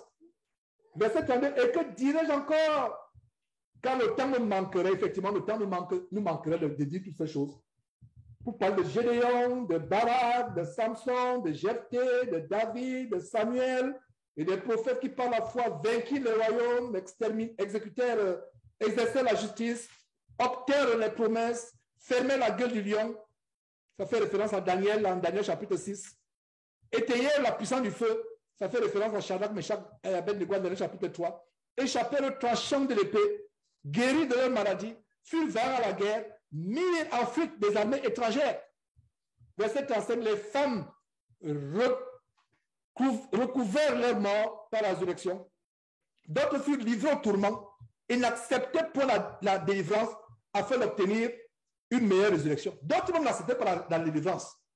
Ils disaient, mais Seigneur Dieu, je préfère mourir et être en route vers le ciel. D'autres n'acceptaient pas. Est-ce que vous voyez l'exemple de ces croyants? Ils n'acceptaient pas, ils disaient, non Seigneur, je sais que tu peux me délivrer, mais je n'accepte pas, je préfère être avec toi. Avons-nous ce genre de foi? Nous n'avons pas. Les femmes recouvraient leur mort par la résurrection, d'autres furent livrés au tourment sur verset 35 et n'acceptèrent point la délivrance afin d'obtenir une meilleure résurrection. D'autres subirent des moqueries. Quelle moquerie nous ne recevons pas aujourd'hui? Ah, ce gars-là est fou. Regarde. Donc tout ce qu'il fait aux États-Unis, pourtant il avait un grand avenir. Mais aujourd'hui, il aurait pu être un homme important, un homme influent dans ce monde. Mais tout ce qu'il fait, c'est prêcher l'évangile. C'est terrible. Les moqueries. On va se moquer de toi, ma soeur. Tu es devenue comme une grand-mère. Hein? Tu n'es plus sexy. Tu ne portes plus les collants. Tu ne mets plus la peinture sur le visage. Tu ne mets plus les parapluies sur les yeux, les parapluies miniatures. Je vais dire les fossiles. Tu ne fais plus ceci. Tu ne fais plus cela. Regardez, on va se moquer. Quand on se moque de toi, il n'y a pas de problème. Le monde aime ce qui lui ressemble. Pourtant, nous chrétiens, quand on voit les gens du monde s'habiller, ne pensez-vous pas qu'on voit des démons? Avant, je ne voyais pas ça. Parce que mes yeux étaient encore les yeux du monde. Quand les écailles des yeux du monde, les écailles du monde sont tombées, quand je vois une femme s'habiller avec les faux cheveux, les faux ongles, comme cette vidéo, elle va au restaurant, elle veut manger le poisson avec les mains. Maintenant, avec les ongles, tu as l'impression que c'est... Même il n'y a pas d'animal qui... Le diable est l'être humain. Nous amène à dénaturer le corps de l'homme. Maintenant, tu manges avec les mains, tu veux découper le poisson. C'est les ongles maintenant. Mais je me demande comment ces gens-là font. Même pour se nettoyer, pour faire sa toilette, comment il fait avec ces ongles-là? Qu'en est-il de préparer? Qu'en est-il? Seul en Christ. Sois simple. Sois comme Dieu t'a créé. Quand on se moque de toi, c'est pas grave. Regarde ce verset, c'est une consolation pour ceux qui sont victimes de moquerie. Et je sais combien de moqueries nous essuyons. Soyons heureux. Le monde voulait qu'on agisse comme le monde. Tu es comme une vieille femme. Tu es comme...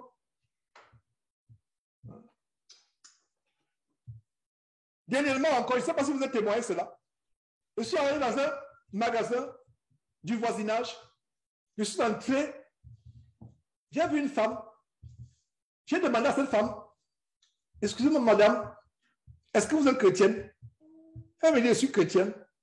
J'ai dit, voilà, je n'en doute pas parce que la manière par laquelle vous êtes habillée. Elle m'a dit, thank you sir. Elle m'a dit, merci monsieur. Une femme âgée. Elle est chrétienne. Bon, je n'ai pas voulu entrer dans le détail. J'espère qu'elle n'est pas mormon. Ça fait triste de savoir qu'ici aux États-Unis, quand quelqu'un s'habille un peu de manière décente, c'est soit des mormons, soit des mormons, soit des témoins de Jéhovah. Voilà qu'ils ont embrassé l'homosexualité. Ça veut dire qu'ils vont tout embrasser comme abomination. Comme ce merveilleux couple avec qui je parlais justement il y a quelques jours, qui ont des voisins musulmans. Les voisins musulmans leur ont dit que vraiment, vos enfants, quand on voit vos filles, elles sont tellement bien habillées. C'était une joie et une consolation pour les parents. Non pour ces enfants-là. Et ça se passe en France. Les voisins musulmans, un couple musulman dit, regardez, vos enfants, vraiment, il y a quelque chose qui est différent avec les autres enfants. Quand je les vois, elles sont tellement bien habillées, elles se distinguent. Aujourd'hui, toutes les jeunes filles, les adolescents veulent avoir les pantalons déchirés. Veulent avoir les habits qui collent le corps. Maman chrétienne, couvre ton corps à toi et apprends à tes filles de couvrir leur corps. Apprends à tes filles à couvrir leur corps. Terminons l'enseignement. Allez lire l'histoire de la femme de la Sunamite par vous-même. Celle qui avait un enfant mort, qui était stérile, qui n'avait pas eu d'enfant et qui a eu un enfant parce qu'elle était tellement gentille vis-à-vis d'Élisée et de Géasi. Et plus tard, quand elle a eu l'enfant, l'enfant est mort un jour. Et quelle a été sa réaction? Allez lire pour voir si elle s'est roulée dans la poussière, dans la cour pour alerter tout le voisinage en criant. Allez lire ce qu'elle a fait. Et qu'est-ce qui est arrivé à l'enfant? Est-ce que l'enfant est ressuscité? Est-ce que l'enfant... C'est une très belle histoire. On va s'arrêter dans quelques minutes ici à ce niveau. Les femmes... voilà, d'autres femmes subissent la moquerie. Il s'agit des femmes. Et d'autres personnes qui furent livrées au tourment. Des chrétiens qui ont précédé au 1er siècle. Au verset 26, d'autres de ces chrétiens subissent la moquerie comme vous et moi. Et le fouet, la chaîne et la prison, le fouet. Le fouet peut être physique ou psychologique.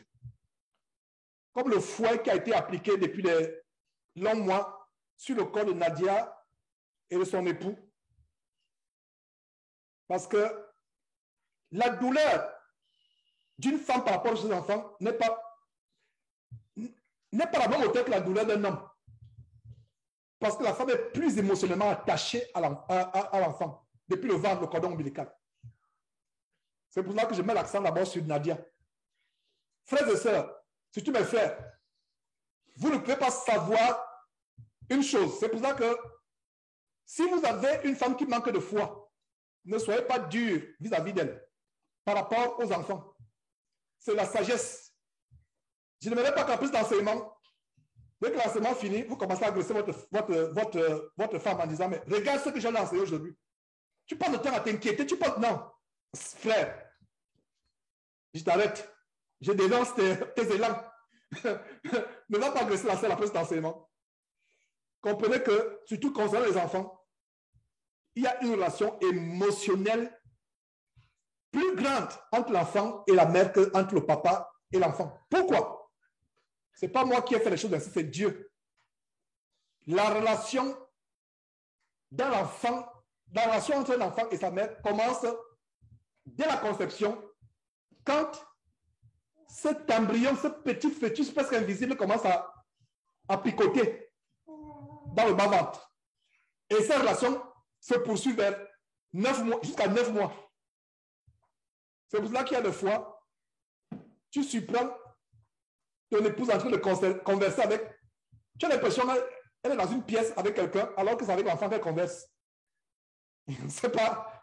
Il m'est arrivé de surprendre qu'on soit en train de converser avec l'enfant dans le ventre. C'est une relation tellement intime. L'enfant ressent tes émotions. C'est pour ça que quand c'est en question enceinte, fais attention pour que tes émotions sont importantes. Se mettre en colère, manquer de foi, s'inquiéter, ça affecte l'enfant. Ça affecte l'enfant. Et il y a une relation tellement grande avec la mère, entre la mère et l'enfant. Et c'est pour ça que cet enseignement, c'est un enseignement d'encouragement, c'est pas un enseignement de blâmer. Oh, non, regarde, j'ai enseigné, tu manques de foi. Non, non. Encourage-la avec douceur à avoir la foi. Ne la menace pas, ne l'agresse pas. Donc, frère, je prends le devant, je ne sais pas de quel frère je parle, mais frère, je prends le devant avec beaucoup de douceur. Non seulement que, surtout concernant les enfants, il faut avoir une foi hors du commun comme ça de Nadia. Parce qu'il y a de l'émotion, c'est naturel. Mais notre foi nous amène à aller au-delà du naturel. Notre foi nous amène à aller au-delà du naturel.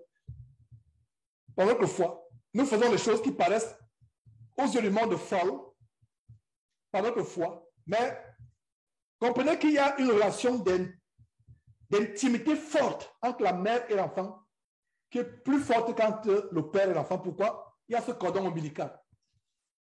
C'est pour ça que quand l'enfant sort du ventre, il y a ce cordon ombilical qui est lié. Il faut d'abord couper. Donc, même jusqu'à ce que l'enfant sorte du ventre, il est toujours collé à la mère. Il faut couper le cordon ombilical. Et ce cordon ne se coupe pas. Même s'il est coupé physiquement, il continue émotionnellement. C'est pour ça que quand un enfant est dérouté, la maman a plus mal que le père. Le père a mal, mais la maman a plus mal. Parce que la maman a porté le père. La maman a porté, la maman a porté l'enfant, excusez-moi. La maman a porté l'enfant. Le père n'a pas porté l'enfant. Et donc, il y a cette relation tellement forte. Donc, c'est une partie aussi que j'ouvre. Frères en Christ, encouragez vos épouses dans la foi. Avec beaucoup de douceur, avec beaucoup de patience. Et la foi vient de ce qu'on entend. Enseignez-leur la parole de Dieu. Plus elles écoutent la parole, plus la foi va grandir. Ne les brusquez pas. La foi ne vient pas par force. La foi ne vient pas par force. Ne forcez pas. Oh, il faut avoir la foi. Non. La foi ne vient pas. Sinon, je viendrai ici chaque dimanche vous forcer. Mais je viens pour vous encourager. Et encourager de même vos épouses avec beaucoup de douceur. Y compris nos enfants. S'ils manquent de foi, encourageons-les avec beaucoup d'amour, beaucoup de douceur, beaucoup de patience à ce qu'ils aient la foi. On ne peut pas forcer. Et s'il y a une chose concernant nous les parents qui avons les enfants, s'il y a une chose que vous ne pouvez pas encourager, il y a une sœur en Christ qui était avec nous il y a quelques jours. Elle a été choquée quand je lui ai dit, je préfère que les enfants soient eux-mêmes chrétiens. Je les encourage, mais je ne forcerai jamais. Pour moi, j'ai dit souvent aux enfants qui m'écoutent actuellement, qui sont en train d'écouter cet enseignement, que ne pensez pas que vous serez chrétien parce que papa et maman sont chrétiens. Non. Vous serez chrétien de vous-même. Votre décision d'être baptisé, votre décision de suivre le Seigneur, on vous prêche ce qui est bien, on vous éloigne de ce qui est mauvais, on vous encourage à aller vers ce qui est bien, mais on ne pose pas, nous n'imposons pas. Tout ce que j'impose, c'est des règles. Il y a des choses qu'on ne peut pas faire chez moi. Il y a des choses qu'on ne peut pas faire. Il y a 1 heure pour dormir. Il y a des choses qu'on ne peut pas faire. Il y a des choses qu'on doit faire. Mais pour la foi, je n'impose pas. J'encourage. Donc, c'est aussi une erreur que nous faisons. Tu imposes la foi à ton enfant, il devient hypocrite. Il va faire pour te faire plaisir. Dès qu'il sort de ta maison, oh là là, c'est le plus grand pécheur du monde. Non, il faut que lui-même apprenne à développer cette foi. Doit-tu subir la moquerie, le fouet? Je parlais du fouet physique et le fouet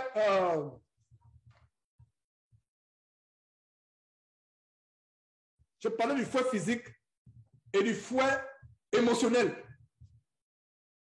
Parce que les gens m'ont dit que moi je n'ai jamais subi le fouet. Mais il y a des couples qui ont subi le fouet.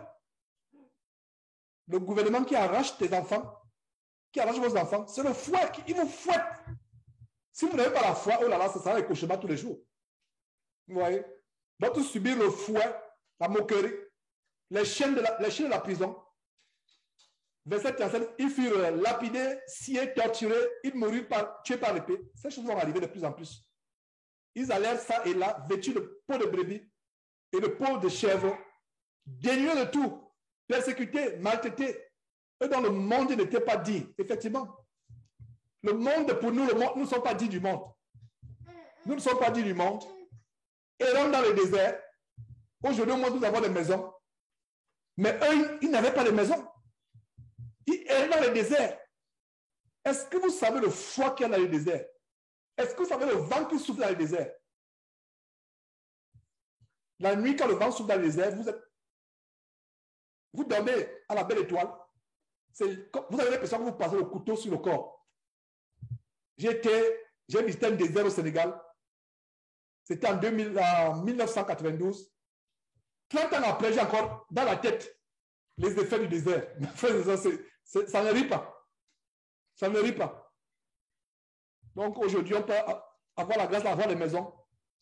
Après, vous voyez que vous et moi, nous suivons cette réunion par Zoom depuis les maisons. Mais eux, ils erraient. Donc, nous, chrétiens aujourd'hui, nous sommes mieux que ceux qui nous ont précédés au premier siècle. Mais on a moins de foi qu'eux. Normalement, c'est nous qui devions avoir plus de foi qu'eux.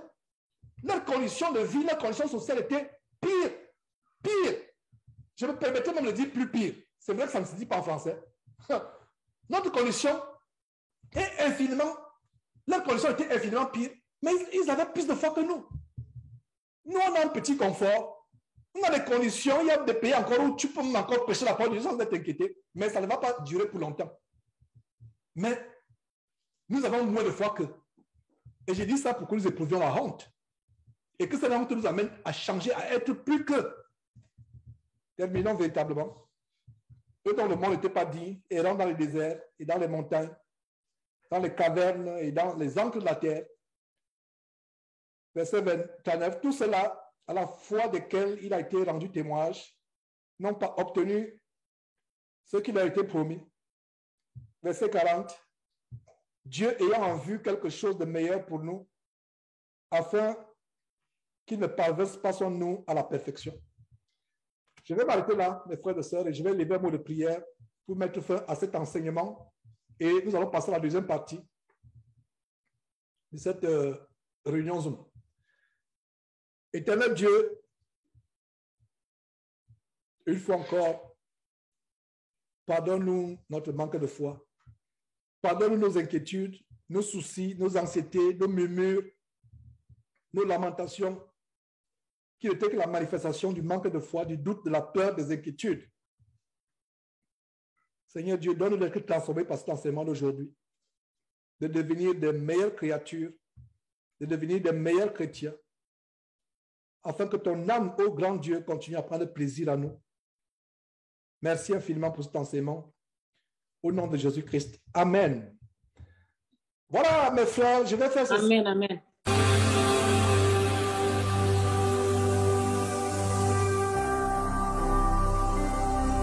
Jésus-Christ TV, vous connaîtrez la vérité et la vérité vous affranchira.